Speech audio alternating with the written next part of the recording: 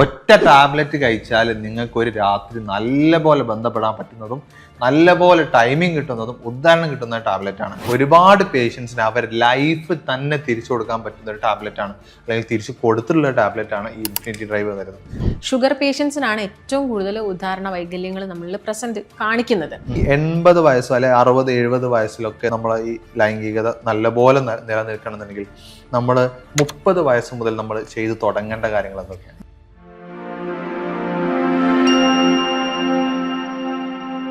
Convo ഹെൽത്തിന്റെ പുതിയൊരു വീഡിയോയിലേക്ക് എല്ലാവർക്കും സ്വാഗതം.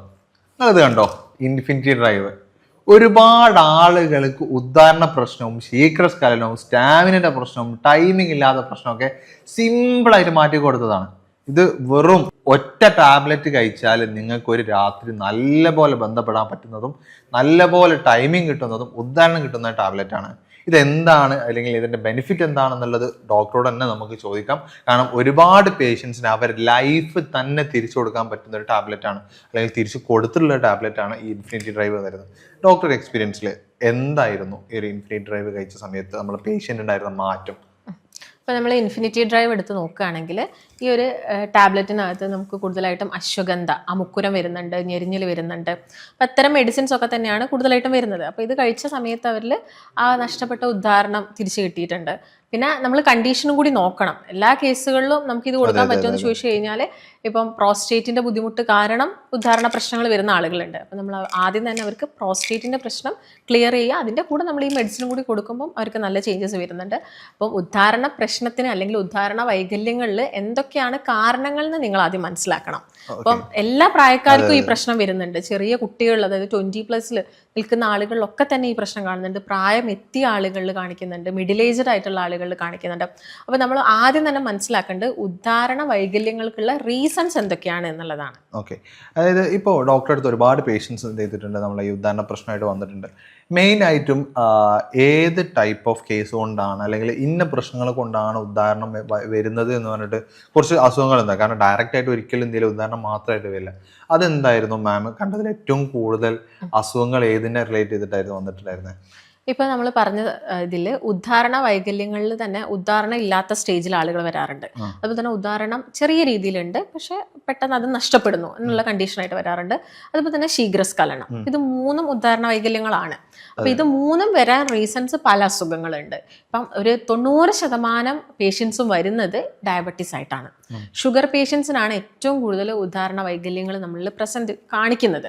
അതുപോലെ തന്നെ ഇപ്പം കൊളസ്ട്രോൾ കൂടി നിന്നാലും BP കൂടി നിന്നാലും, ഞാൻ നേരത്തെ പറഞ്ഞ പോലെ പ്രോസ്റ്റേറ്റിന്റെ കംപ്ലയിൻസ് ഉണ്ടെങ്കിലും, ഇപ്പോൾ ഹോർമോൺസ് ഒക്കെ കുറഞ്ഞു പോകുന്ന, ഈ ടെസ്റ്റോസ്റ്ററോൺ ഹോർമോൺസ് കുറഞ്ഞു പോകുന്ന കണ്ടീഷൻസ്, അങ്ങനെയുള്ള അസുഖങ്ങളിലെല്ലാം തന്നെ നമുക്ക് ഉദാഹരണ പ്രശ്നങ്ങൾ കാണാൻ സാധിക്കും. ഇപ്പം ഒരു വെയിറ്റ് കൂടിയ ഒരു വ്യക്തിനെ എടുത്ത് നോക്കുക, പക്ഷേ ആളിൽ കൊളസ്ട്രോൾ ഒന്നുമില്ല, ഡയബറ്റീസ് ഇല്ല, പക്ഷെ ആളിലും ഉദാഹരണ പ്രശ്നം കാണിക്കുന്നുണ്ട്.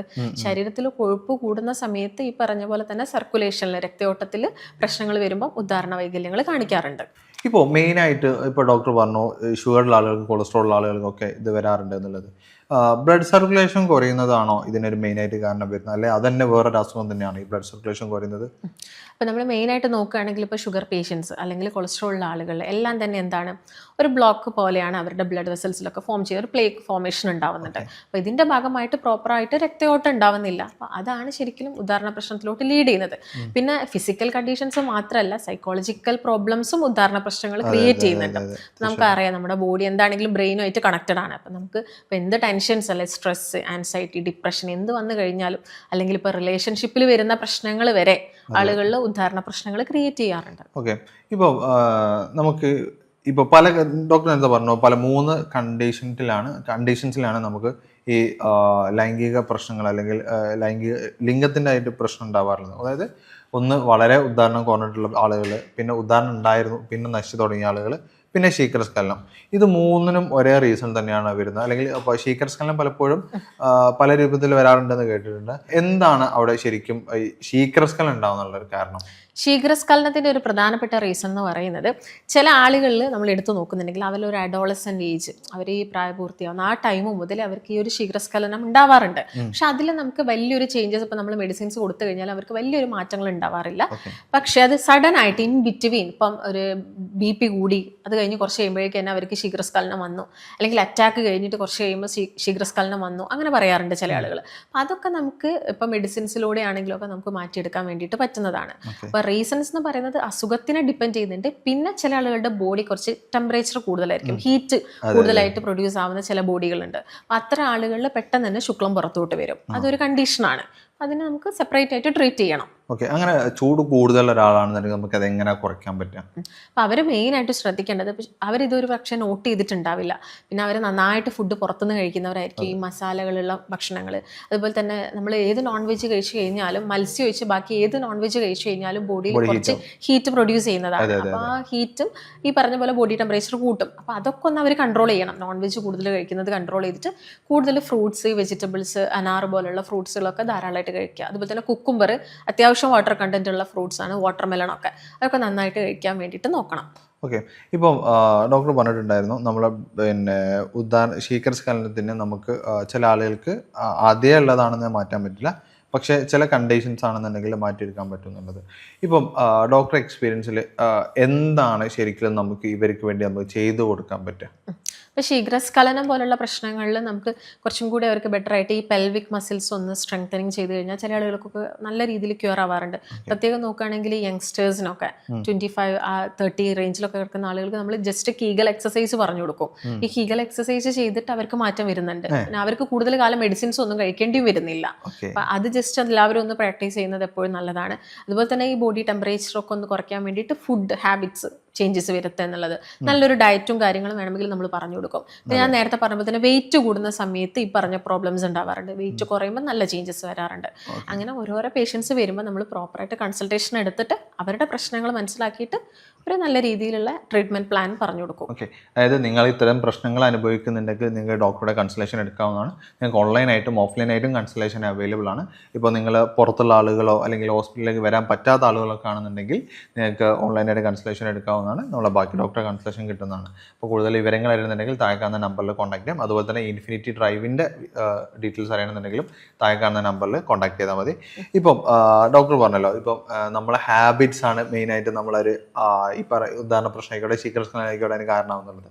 ഇപ്പം പല ആളുകളും പണ്ടത്തെ ആളുകളൊക്കെ പറയുന്നത് കേട്ടിട്ടുണ്ട്, ഒരു 70-80 വയസ്സായാലും അവർക്ക് ഇപ്പോഴും അവർ യങ് ആണ്, അവർക്ക് എന്ത് ചെയ്യും മറ്റേ ഇപ്പം ലൈംഗികപരമായിട്ടുള്ള ഒരു പ്രശ്നങ്ങളൊന്നുമില്ല, അവർ ഫുള്ള് ഹാപ്പിയാണ്, അവരെല്ലാ കാര്യങ്ങളും നടക്കുന്നുള്ളത്. പക്ഷേ ഇപ്പോഴത്തെ യങ് ജനറേഷനെ നോക്കുന്ന സമയത്ത് അവർക്ക് 40 വയസ്സാകുന്ന സമയത്തും, ഞാൻ പല ഡോക്ടേഴ്സായിട്ട് സംസാരിക്കുന്ന സമയത്ത് പറയുന്നതാണ് 40 വയസ്സ് കഴിയുമ്പോഴേക്ക് തന്നെ ഈ ഉദ്ധാനത്തിൻ്റെ പ്രശ്നങ്ങൾ ഉണ്ടാവാറുണ്ട്, ശീഘ്രസ്ഖലനത്തിൻ്റെ പ്രശ്നം ഉണ്ടാവാറുള്ളത്. ശരിക്കും ഈ 80 വയസ്സോ അല്ലെങ്കിൽ 60-70 വയസ്സിലൊക്കെ നമ്മളെ ഈ ലൈംഗികത നല്ലപോലെ നിലനിൽക്കണമെന്നുണ്ടെങ്കിൽ നമ്മൾ 30 വയസ്സ് മുതൽ നമ്മൾ ചെയ്തു തുടങ്ങേണ്ട കാര്യങ്ങൾ എന്തൊക്കെയാണ്? ഒരുപാട് ആളുകൾക്ക് കുറേ ഹാബിറ്റ്സ് ഉണ്ട്. ഈ പറഞ്ഞ പോലെ പുകവലി, മദ്യപാനം, ഇതൊന്നും അവർ ആദ്യത്തെ സ്റ്റേജുകളിൽ അവർ പുകവലിക്കുന്ന സമയത്തൊന്നും അവർക്ക് പ്രശ്നം വരുന്നില്ല. പക്ഷെ പുകവലി എന്ന് പറയുന്നത് നേരത്തെ പറഞ്ഞ പോലെ ശീഘ്രസ്ഖലനത്തിന് വലിയൊരു കാരണമാണ്. അപ്പോൾ നമ്മൾ കൂടുതലായിട്ട് സ്മോക്ക് ചെയ്യുന്ന സമയത്ത് ബ്ലഡ് വെസൽസിനകത്തുള്ള ടെമ്പറേച്ചർ കൂടുകയും പെട്ടെന്ന് അത് ചുരുങ്ങി പോവുകയും ചെയ്യുന്നുണ്ട്. അപ്പം അത് നിങ്ങളെല്ലാവരും എന്ത് ചെയ്യണം, ഒന്ന് ശ്രദ്ധിച്ചിട്ട് കൺട്രോൾ ചെയ്യാൻ വേണ്ടിയിട്ട് നോക്കുക. പിന്നെ ബോഡി വെയിറ്റ് കൂടുന്നത് വലിയ പ്രശ്നമാണ്. അപ്പം കഴിഞ്ഞ ദിവസം തന്നെ ഒരു പേഷ്യൻറ്റ് സെയിം ഈ ഒരു ഇറക്ഷൻ പ്രോബ്ലം ഒക്കെ ആയിട്ട് വന്നതാണ്. അപ്പോൾ ആൾക്ക് നമ്മൾ മെഡിസിൻസ് കൊടുത്ത സമയത്ത് ചേഞ്ചസ് വന്നു, പക്ഷേ കംപ്ലീറ്റ് ആയിട്ടുള്ള ഒരു മാറ്റം വന്നില്ല. അപ്പോൾ നമ്മൾ കംപ്ലീറ്റ് ആയിട്ടുള്ള ആളുടെ ഒരു ലൈഫ് സ്റ്റൈൽ ഹിസ്റ്ററി ഒക്കെ എടുത്ത സമയത്ത് നന്നായിട്ട് ഔട്ട്സൈഡ് ഫുഡ് കഴിക്കുന്നുണ്ട്, ഫാസ്റ്റ് ഫുഡ് നന്നായിട്ട് കഴിക്കുന്നുണ്ട്. അപ്പോൾ അതെല്ലാം ഒന്ന് കൺട്രോൾ ചെയ്ത് ആൾക്ക് ഈ മെഡിസിൻ കൂടി ആയപ്പോൾ ആളുടെ പ്രശ്നം 90% ക്യൂർ ആയി എന്നാണ് ആൾ പറഞ്ഞിരിക്കുന്നത്. ആൾ നല്ല ഹാപ്പിയാണ് ആ ഒരു കാര്യത്തിൽ. അപ്പം ഞാൻ പറഞ്ഞ പോലെ ഇപ്പം 25 വയസ്സുള്ള ആളുകൾ എടുത്ത് നോക്കുകയാണെങ്കിൽ നമ്മൾ ഷുഗർ പ്രീ ഡയബറ്റിക് സ്റ്റേജിൽ കാണുന്നുണ്ട്. എല്ലാവരും തന്നെ ഒരു പ്രീ ഡയബറ്റിക് സ്റ്റേജിലാണ്. അപ്പം അതെല്ലാം നിങ്ങൾ തന്നെ കൺട്രോൾ ചെയ്യുക എന്നുള്ളതാണ്. ആദ്യം ടെസ്റ്റുകളും കാര്യങ്ങളൊക്കെ ചെയ്തിട്ട് കൺട്രോൾ ചെയ്യുക. പിന്നെ ഈ പറയുന്ന ഇപ്പോഴത്തെ പാക്കേജ്ഡ് ഫുഡുകൾ അല്ലെങ്കിൽ കൂടുതൽ കെമിക്കൽസ് ഉള്ള ഫുഡുകളൊക്കെ കോസ് ചെയ്യുന്ന ഒരു പ്രധാനപ്പെട്ട കാരണമാണ് ഹോർമോൺസിനെ കുറയ്ക്കുക എന്നുള്ളത്. ഈ ടെസ്റ്റോസ്റ്ററോൺ ഹോർമോൺസ് ഒക്കെ നന്നായിട്ട് കുറയുന്നുണ്ട്. പ്രത്യേകിച്ച് ചെറിയ കുട്ടികൾ വന്നിട്ട് പറയുന്നത് ഹെയർ ഫോൾ ഉണ്ട്, പെട്ടെന്ന് മസിലൊന്നും അങ്ങ് തൂങ്ങിപ്പോകുന്നു, മസിൽ അത്ര ഒരു സ്ട്രെങ്തനിങ് കിട്ടുന്നില്ല, അതുപോലെ തന്നെ ഈ ബിയർഡ്, താടി കാര്യങ്ങളൊക്കെ പെട്ടെന്ന് കൊഴിഞ്ഞു പോകുന്നു. ഇതൊക്കെ ഒരു പക്ഷേ ഹോർമോൺസ് കുറയുന്നതുകൊണ്ടായിരിക്കാം. ഇതൊക്കെ നിങ്ങളുടെ ഫുഡാണ് നിങ്ങൾക്ക് മാറ്റം വരുത്തുന്നത്. കൊടുക്കുന്നത്. അതാണ് ഇപ്പം പണ്ടുള്ള ആളുകൾ എടുത്തു നോക്കുക, ഇപ്പം 70-75 വയസ്സുള്ള ആളുകൾക്ക് എടുത്തു നോക്കുകയാണെങ്കിൽ അവർക്ക് അത്ര പ്രശ്നങ്ങളില്ല. അവർക്ക് ഈ പറയുന്ന വലിയ പ്രശ്നങ്ങൾ. കാരണം ഒന്നാമത് അവർ വീട്ടിൽ നിന്നുള്ള ഫുഡ് ആയിരുന്നു, പക്ഷെ വീട്ടിൽ നിന്നുള്ള ഫുഡ് കഴിക്കുമ്പോഴും അവർക്കൊരു കൺട്രോൾ ഉണ്ടായിരുന്നു എന്നുള്ളതാണ്. അവർക്ക് അത്യാവശ്യം എക്സസൈസ് ഉണ്ട്, അവർ അത്യാവശ്യം ആക്ടിവിറ്റി ചെയ്തിട്ടുണ്ടായിരുന്നു. അപ്പം അവർ ചോറ് ഓവർ കഴിക്കുന്നത് നല്ലതല്ല, പക്ഷെ ചോറ് അവർ കുറച്ച് കഴിക്കുന്നുണ്ടെങ്കിലും അവർക്ക് കുറച്ച് ആക്ടിവിറ്റി ഉണ്ടായിരുന്നു. പക്ഷെ ഇന്നത്തെ തലമുറയ്ക്ക് അങ്ങനെയല്ല. കൂടുതൽ അവരുടെ ഒരു ഹാബിറ്റ്സ് എന്ന് പറയുന്നത് റെസ്റ്റ് എടുക്കുക എന്നുള്ളതാണ്. ഇതാണ് അവരെ ഈ പ്രശ്നങ്ങളിലോട്ടൊക്കെ ഏർലി ലൈഫിൽ തന്നെ ലീഡ് ചെയ്യിക്കുന്നത്. ഓക്കെ, ഇപ്പോൾ ഡോക്ടർ നേരത്തെ പറഞ്ഞിട്ടുണ്ടായിരുന്നു ബോഡി ടെമ്പറേച്ചർ കൂടിയ ആളുകൾക്ക് ഈ പ്രശ്നങ്ങൾ ഉണ്ടാകുന്നില്ലേ. പക്ഷേ ഇതിപ്പോൾ ലൈഫ് സ്റ്റൈൽ അല്ലാതെ തന്നെ ഇപ്പോൾ വർക്കിംഗ് മെത്തേഡ്സും ഇതിനിപ്പോൾ കൂടുതൽ ഇരുന്ന് ഡ്രൈവേഴ്സ്, ഇപ്പം പിന്നെ അതുപോലെ IT ജോബുള്ള ആളുകൾ, ഈ ലോക്കോ പൈലറ്റ് പോലെ, അതായത് അവരൊക്കെ ഒരു ചൂടല്ലെങ്കിൽ പോലും അവർ ഇരുന്നിട്ടും അല്ലാതെ എക്സ്റ്റേണലി ചൂട് ഉണ്ടാവുന്ന സിറ്റുവേഷനിലേക്കാണ് അവർ കടന്നു പോകുന്നത്. അപ്പോൾ അങ്ങനെയുള്ള സാഹചര്യത്തിൽ നമ്മളെ ബോഡി ടെമ്പറേച്ചർ കുറയ്ക്കാൻ നമുക്ക് എന്താ ചെയ്യാൻ പറ്റുക? കണ്ടിന്യൂസ് ആയിട്ട് ഡ്രൈവ് ചെയ്യുന്ന ആളുകളൊക്കെ ആണെങ്കിൽ ഇൻ ബിറ്റ്വീൻ ഒന്ന് റെസ്റ്റ് എടുക്കണം. ജസ്റ്റ് ഇപ്പോൾ നമ്മൾ ബൈക്കിലൊക്കെയാണ് ട്രാവൽ ചെയ്യുന്നതെങ്കിൽ ഇൻ ബിറ്റ്വീൻ നിങ്ങൾ കുറച്ച് സമയം ഒന്ന് മാറി നിൽക്കണം എന്നുള്ളത്. കാരണം കണ്ടിന്യൂസ് ആയിട്ട് അവിടെ ചൂട്, അവർക്ക് വേറെ ഓപ്ഷനും ഇല്ല. അല്ലെങ്കിൽ നിങ്ങൾ വേറെ ജേണി, അതായത് ബസ്സോ ട്രെയിനോ അങ്ങനെ എന്തെങ്കിലും ഒന്ന് നോക്കണം. അതുപോലെ തന്നെ പിന്നെ നമുക്ക് ചെയ്യാൻ പറ്റുന്ന ഒരു പ്രധാനപ്പെട്ട കാര്യം എന്താ, നന്നായിട്ട് ബോഡി ടെമ്പറേച്ചർ നമ്മൾ കുറയ്ക്കാൻ വേണ്ടിയിട്ട് ഭക്ഷണ രീതികൾ മാറ്റം കൊണ്ടുവരിക എന്നുള്ളതാണ്. കാരണം ബാക്കിയുള്ള കാര്യങ്ങളൊന്നും ചിലപ്പോൾ ഇപ്പോൾ ലോക്കോ പൈലറ്റിനെ സംബന്ധിച്ചിടത്തോളം ആൾക്ക് ആ ജോലിയിൽ നിന്ന് മാറാൻ പറ്റിയെന്ന് വരില്ല. അപ്പം നമുക്ക് ചെയ്യാൻ പറ്റുന്ന ഒരു കാര്യം എന്താണ്, നമ്മൾ ഭക്ഷണ രീതിയിൽ നന്നായിട്ട് ശ്രദ്ധിക്കുക. അപ്പം കൂടുതൽ ബോഡിയിൽ ടെമ്പറേച്ചർ ക്രിയേറ്റ് ചെയ്യുന്ന കാര്യങ്ങളൊന്നും നിങ്ങൾ ചെയ്യാതിരിക്കുക. ഇപ്പം സ്മോക്കിംഗ് അത് വലിയൊരു പ്രശ്നമാണ്, അത് ഒഴിവാക്കണം. അതുപോലെ തന്നെ ഫ്രൂട്ട്സുകളും അതുപോലെ തന്നെ വെജിറ്റബിൾസും വാട്ടർ കണ്ടന്റ് ഉള്ള വെജിറ്റബിൾസൊക്കെ കൂടുതലായിട്ടും കഴിക്കുക. അങ്ങനെയുള്ള കാര്യങ്ങളൊക്കെയാണ് മെയിനായിട്ടും ശ്രദ്ധിക്കേണ്ടത്. ഓക്കെ, അപ്പോൾ ഇത്തരം ബുദ്ധിമുട്ടുകൾ നിങ്ങൾ അനുഭവിക്കുന്നുണ്ടെങ്കിൽ, അതായത് ശീഘ്രസ്ഖലനോ അല്ലെങ്കിൽ ഉദാഹരണത്തിൻ്റെ പ്രശ്നങ്ങളോ അല്ലെങ്കിൽ ടൈമിംഗ് കിട്ടാത്ത പ്രശ്നം, സ്റ്റാമിന പ്രശ്നങ്ങൾ, ഇത്തരം കാര്യങ്ങൾ അനുഭവിക്കുന്നുണ്ടെങ്കിൽ നിങ്ങൾ ധൈര്യമായിട്ട് ഡോക്ടറെ കോൺടാക്ട് ചെയ്യാവുന്നതാണ്. നിങ്ങൾക്ക് ഓൺലൈനായിട്ടും ഓഫ്ലൈനായിട്ടും കൺസൾട്ടേഷൻ അവൈലബിൾ ആണ്. അതുപോലെ തന്നെ നിങ്ങൾക്ക് ഇൻഫിനിറ്റി ഡ്രൈവിനെ കുറിച്ച് കൂടുതൽ അറിയണമെന്നുണ്ടെങ്കിലും താഴെ കാണുന്ന നമ്പറിൽ കോൺടാക്ട് ചെയ്താൽ മതി. നിങ്ങൾ ലിങ്ക് ക്ലിക്ക് ചെയ്യുകയാണെന്നുണ്ടെങ്കിൽ നേരെ വാട്സപ്പ് ത്രൂ നിങ്ങൾക്ക് കൺസൾട്ടേഷൻ എടുക്കാവുന്നതാണ്. ഇപ്പം ഡോക്ടറെ, നമ്മൾ ഇപ്പോൾ ഈ ഇൻഫിനിറ്റിൻ്റെ കാര്യം പറഞ്ഞല്ലോ, ഈ ഇൻഫിനിറ്റി നമുക്ക് ഇത്തരം പ്രശ്നങ്ങളുള്ള ആളുകൾക്ക് എങ്ങനെയാണ് ഇത്, അവർക്ക് ഇതൊരു 0 എന്നുള്ളതിൽ നിന്ന് ഒരു 100 എന്നുള്ള രൂപത്തിലേക്ക് അവരെ പെർഫോമൻസ് മാറുന്നത്? അപ്പോൾ ഇതിനകത്തുള്ള ഇൻഗ്രീഡിയൻസ് നമ്മൾ നേരത്തെ പറഞ്ഞല്ലോ, അമുക്കുരുണ്ട്, ഞെരിഞ്ഞിലുണ്ട്. ഇത്തരം കാര്യങ്ങളൊക്കെ ചെയ്യുന്നത് നമ്മുടെ ബോഡിയിലെ സർക്കുലേഷൻ ഇമ്പ്രൂവ് ചെയ്യുന്നതിന് ഹെൽപ്പ് ചെയ്യുന്നുണ്ട്. അതുകൊണ്ട് തന്നെ അവർക്കിത് നല്ല രീതിയിൽ സ്റ്റാമിന ബൂസ്റ്റ് ആവുന്നുണ്ട്. അതുപോലെ തന്നെ ഹോർമോൺസ് നല്ല രീതിയിൽ കൂട്ടിയെടുക്കുന്നുണ്ട്. കൗണ്ട് കുറവുള്ള ആളുകളിൽ അതിലും ചേഞ്ചസ് വരുത്തുന്നുണ്ട്. അതിൻ്റെ ഭാഗമായിട്ട് അവർക്ക് ഈ ഇറക്ഷൻ പ്രോബ്ലംസ് ഒക്കെ മാറി കിട്ടുന്നുണ്ട്. ഓക്കെ, ഇപ്പം ഞാൻ നേരത്തെ പറഞ്ഞു നിങ്ങൾക്ക് ഇൻഫിനിറ്റി ഡ്രൈവിനെ കുറിച്ച് കൂടുതൽ അറിയണമെന്നുണ്ടെങ്കിൽ, കാരണം എത്രത്തോളം എഫക്റ്റ് നമ്മളെ ബോഡിയിൽ ഉണ്ടാക്കുന്നുണ്ട്. ഇത് ഒരിക്കലും നിങ്ങൾ ഇത് ഉദാഹരണത്തിന് മാത്രമാണെന്ന് വിചാരിക്കരുത് കേട്ടോ. നമ്മളെ നല്ല ബ്ലഡ് സർക്കുലേഷൻ കൂടാൻ വേണ്ടിയിട്ടും നമുക്ക് നല്ല എനർജി കിട്ടാൻ വേണ്ടിയിട്ടൊക്കെ നമുക്ക് ഇതന്നെ യൂസ് ചെയ്യാൻ പറ്റുന്നതാണ്. കാരണം നമുക്കൊക്കെ ഇത് യൂസ് ചെയ്യുന്ന സമയത്ത്, നമ്മൾ പേഴ്സണലി യൂസ് ചെയ്യുന്ന സമയത്താണെന്നുണ്ടെങ്കിലും, നമുക്ക് ഒരു ഭയങ്കര വർക്കുള്ള സമയത്തൊക്കെയാണ് ഇത് കുടിച്ചാലെന്ന് വെച്ചാൽ ഭയങ്കര എനർജിയാണ് നമുക്ക്. അന്ന് ആ ചെയ്യുന്ന സമയത്തും നമ്മളെ കാര്യങ്ങളൊക്കെ ഹാൻഡിൽ ചെയ്യുന്ന സമയത്ത് നമുക്ക് നല്ലൊരു പോസിറ്റീവായിട്ട് നമുക്ക് ഭയങ്കര ഭംഗിയോടെ നമ്മളെ വർക്കുകളൊക്കെ പിന്നെ ചെയ്യാൻ വേണ്ടിയിട്ട് നമുക്കിത് പറ്റുന്നുണ്ട്. നിങ്ങളൊരു സെക്ഷൽ മെഡിസിൻ മാത്രമായിട്ട് നിങ്ങളിത് കാണുന്നില്ല. കാരണം ടോട്ടലി ഇത് ഓവറാണ്, ബോഡി ഓവറാണ് നമ്മൾ ചെയ്യുന്നത്, നമ്മൾക്ക് ഈ ഇതിൻ്റെ ഒരു എഫക്റ്റ് ഉണ്ടാക്കുന്നത്. അപ്പോൾ നിങ്ങൾക്ക് ഇങ്ങനത്തെ ആവശ്യങ്ങൾക്കൊക്കെ നമ്മുടെ ബോഡി എനർജി കിട്ടാൻ എന്ത് ആവശ്യങ്ങൾക്കും ഇതൊരു ഉപയോഗിക്കുക എന്നുള്ളതാണ്. അപ്പോൾ ഇതിനെക്കുറിച്ച് കൂടുതൽ അറിയണമെന്നുണ്ടെങ്കിൽ താഴെ നമ്പറിൽ കോൺടാക്ട് ചെയ്താൽ മതി. ഡോക്ടറെ, നമുക്ക് ഇപ്പോൾ ബെഡ്റൂമിൽ കയറുന്നതിന് മുമ്പാണല്ലോ ഇത് കഴിക്കണം എന്ന് പറഞ്ഞത്. ഇത് എങ്ങനെയാണ് അതിൻ്റെ ഒരു പാറ്റേൺ, നമ്മൾ കഴിക്കേണ്ട പാറ്റേൺ എങ്ങനെയാണ് വരുന്നത്? നോർമലി ഇപ്പം ബുദ്ധിമുട്ടായിട്ട് ആളുകൾ വരുന്ന സമയത്ത് നമ്മൾ 2 വീക്സ് ഡോസേജ് പോലെയാണ് കൊടുക്കുന്നത്. ആ ദിവസങ്ങളിൽ നമുക്ക് എല്ലാ ദിവസവും ഇത് കഴിക്കാം. പക്ഷേ ഇപ്പം ചില ആളുകൾക്കുണ്ട്, ഇപ്പം എപ്പോഴും ഉദാഹരണം ഉണ്ടാവാറുണ്ട്, ചിലപ്പം ആ റൂമിൽ കയറുന്ന സമയത്തൊക്കെ ബുദ്ധിമുട്ടുണ്ട്, അല്ലെങ്കിൽ അവർക്ക് എനർജി കിട്ടുന്നില്ല, ഭയങ്കര ജോലിയൊക്കെ ചെയ്ത് വരുന്ന സമയത്ത് ഭയങ്കര ക്ഷീണം അനുഭവപ്പെടുന്നുണ്ട്. അത്ര ആളുകൾക്കൊക്കെ ആണെങ്കിൽ ആ ദിവസങ്ങളിൽ മാത്രം നമുക്ക് ½ ആൻ അവർ മുൻപായിട്ട് എടുക്കാം. ഓക്കെ, ഇതിൽ നമുക്ക് ബെഡ്റൂമിൽ കയറുന്നതിന് മുമ്പ് നമ്മളെ പല ഭക്ഷണങ്ങളും നമുക്ക് എനർജി തരുന്നുണ്ട്. അതുപോലെ തന്നെ പല ഭക്ഷണങ്ങളും നമ്മൾ എനർജി നഷ്ടപ്പെടുത്തുന്നുണ്ട്. ഇപ്പം ഈ ഉദാഹരണ പ്രശ്നമുള്ള ആളുകൾ മുഴുവനായിട്ട് ഒഴിവാക്കണം എന്ന് പറയുന്ന ഭക്ഷണങ്ങൾ എന്തൊക്കെയാണ്? ഇപ്പോൾ ഉദാഹരണ പ്രശ്നത്തിൻ്റെ കാരണങ്ങൾ നമ്മൾ മനസ്സിലാക്കി കഴിഞ്ഞാൽ, ഇപ്പോൾ ഡയബറ്റീസ് ആയിക്കോട്ടെ അല്ലെങ്കിൽ കൊളസ്ട്രോൾ ആയിക്കോട്ടെ, ഇതൊക്കെ കൂടുന്ന ഫുഡുകൾ നിങ്ങൾ ഒഴിവാക്കി തന്നെ വേണം. കൊഴുപ്പ് കൂടുതലായിട്ട് അടങ്ങിയിരിക്കുക. കൊഴുപ്പ് എന്ന് പറയുമ്പോൾ ചിലപ്പോൾ എല്ലാവരും കരുതും ഡോക്ടേഴ്സ് നല്ല കൊഴുപ്പ് എന്നൊക്കെ പറയാറുണ്ടല്ലോ. അപ്പം നല്ല കൊഴുപ്പുള്ള ഭക്ഷണങ്ങൾ നിങ്ങൾ കഴിക്കണം. ഞാൻ പറയുന്നത് ഈ എണ്ണക്കടികളൊക്കെ കൂടുതലായിട്ട് കഴിക്കുക. അപ്പം നമ്മൾ എപ്പോഴെങ്കിലുമൊക്കെ ഒരു എണ്ണക്കടി കഴിക്കുന്നത് പ്രശ്നമല്ല, നമ്മൾ സ്ഥിരമായിട്ട് കഴിക്കുക. പിന്നെ നമ്മൾ കഴിക്കുന്ന സമയത്ത് 5-6 കഴിക്കുന്ന ആളുകളുണ്ട്. അതൊക്കെ വലിയ പ്രശ്നമാണ്. അപ്പോൾ അത്തരം കാര്യങ്ങളൊക്കെ നിങ്ങൾ ഒഴിവാക്കണം. അതുപോലെ തന്നെ റെഡ് മീറ്റ്, ബീഫ്, മട്ടൺ ഒന്നും കൂടുതലായിട്ട് കഴിക്കരുത്. എല്ലാം ഞാൻ പറയുന്നത് ലിമിറ്റായിട്ട് നമുക്ക് എല്ലാം കഴിക്കാം.